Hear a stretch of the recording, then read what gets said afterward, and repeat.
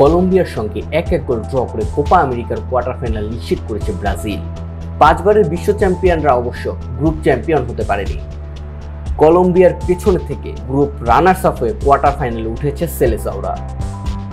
আগামী 5 জুলাই বাংলাদেশ সময় সকাল 7টায় হিউস্টন স্টেডিয়ামে আর্জেন্টিনা, ইকুয়েডর ও 6 জুলাই বাংলাদেশ সময় সকাল 7টায় আর্লিংটন স্টেডিয়ামে ভেনেজুয়েলা কানাডা ম্যাচের জয়ীরা মুখোমুখি হবে প্রথম সেমিফাইনালে।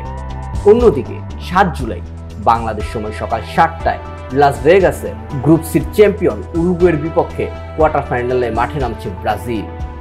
ওই দিন বাংলাদেশ সময় ভোর 4টায় গ্লেন্ডেল স্টেডিয়ামে পানামার মুখোমুখি হবে কলম্বিয়া। এই দুই ম্যাচের জয়ীরা মুখোমুখি হবে দ্বিতীয় সেমিফাইনালে। আগামী 10 ও 11 জুলাই অনুষ্ঠিত হবে সেমিফাইনালের দুটি ম্যাচ।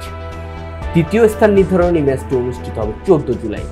আর কোপা আমেরিকা 2024-এর ফাইনাল ম্যাচটি অনুষ্ঠিত হবে 15 জুলাই মায়ামিতে।